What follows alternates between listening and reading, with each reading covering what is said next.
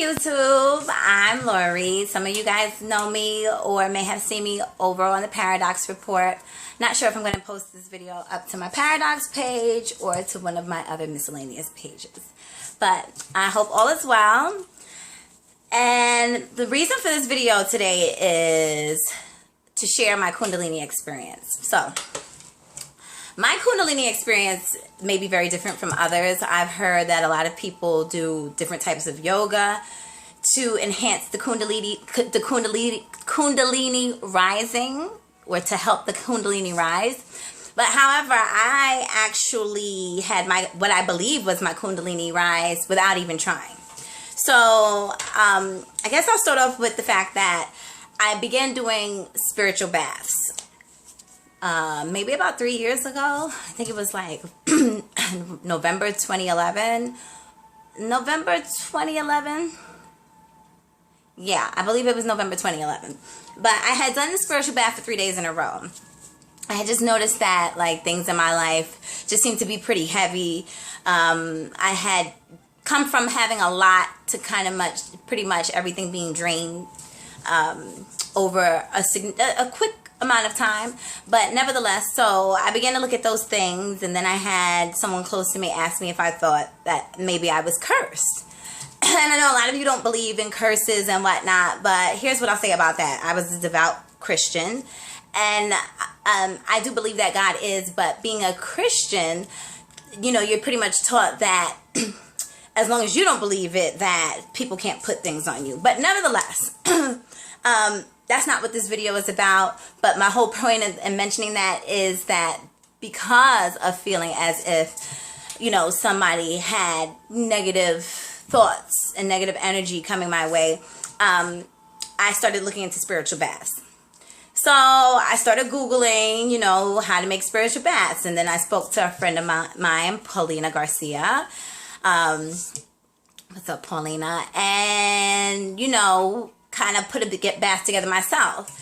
And so what I noticed, and let me just give what I can remember what I used in the bath was orange flower water, Florida water, rose water, lime. And I don't think that I put any herbs in there. I can't recall. I honestly can't recall. I didn't keep a book at that time. So I did this bath for 3 days in a row, right? So the first 2 nights that I did the bath, I'm like, first night I'm cool. Because after you do the bath, if you are going to use herbs, you boil everything together. You boil whatever herbs you're going to make, and then you can add your Florida water and what have you after. The Florida rose water, whatever contains alcohol, I add after. So I had done the bath the first day, and I believe it was during the waning moon, exactly 3 days before Thanksgiving of November 2011. So I take the bath the first day. I come out the bath. You know that when you're doing a spiritual bath, you're not to dry off. You're supposed to put on all white down to your socks. So I did it the first night, and when I came out, I lit 2 white candles, and I said Psalms 51. Okay, fine. And I go to sleep. I put everything white on. I go to sleep, and I had a dream that I was in a field dancing with the ancestors, which I thought was pretty magnificent, especially considering that, you know, they all had on white as well. Then the second night, I don't recall anything happening, but I started to really freak myself out with the baths because my son was asleep in his room, and then I'm in the bathroom and it's dark, and you have to, like, from the way I learned, you dunk under the water, right, for a significant amount of times or whatever. So I started to kind of freak myself out. Nevertheless, made it through the second night. So then the third one, I'm like, you know what? I think I'm going to do this one in the morning, right? So I waited until the morning, and I did it around 9, 10 o'clock in the morning. So the whole point of this video, Kundalini Rising, right? So I take the last bath. I light the African Powers candle. Now that's the rainbow candle, right? They sell it in they sell it definitely in your local Botanica, but a lot of the time you can get it from the bodega as well. So I do the last bath, whatever. I come out, I light the rainbow candle, right? So after I light the rainbow candle, I do the incantation or the prayer that is on the side of the candle. So I say that, and it's basically imploring the 7 African powers to work on one's behalf. And when I did that, I remember standing facing my closet, and after I said the prayer and I lit the candle, I want to say like everything seemed to slow down, but not like when something negative is happening. I know a lot of people have had that experience where something negative is happening and it feels like everything slows down. This was like an uplifting sort of, I don't know. It was like everything stood still. Maybe not slowed down, but everything stood still. So everything's standing still, and then I see this binding entity. Like it's a rainbow entity. The best way I could describe it is a tapestry, like the DNA. And it was looking like a rainbow tapestry. Now, mind you, at that point, I knew, I swear on everything everything, that I never knew what Kundalini was, right? So, mind you, it's daylight outside. And so I'm conscious of the fact that I'm saying to myself, hey, is this thing really like rotating around me? Because I see the colors rotating, and I'm watching it, and I wasn't scared. So then it rotates all the way around, it gets right here, and then so it kind of disappears.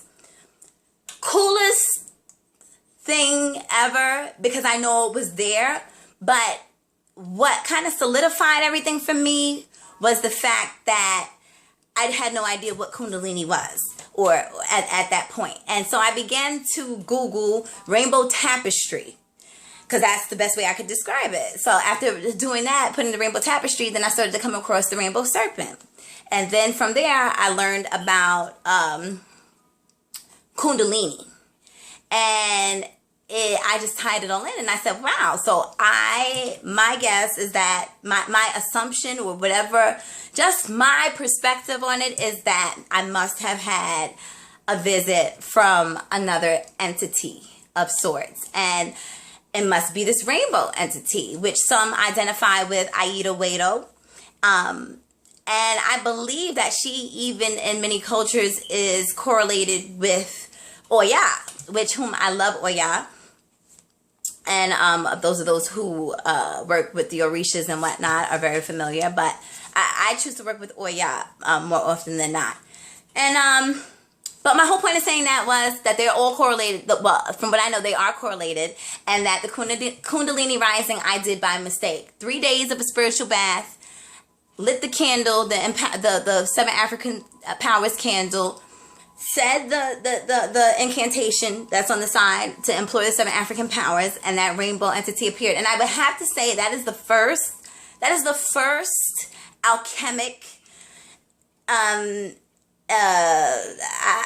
ritual that I've ever done. So it's just very interesting to me that was my first contact and my first experience. All right, and my general reason for actually doing this video is because I want to know if anybody else has had this similar experience.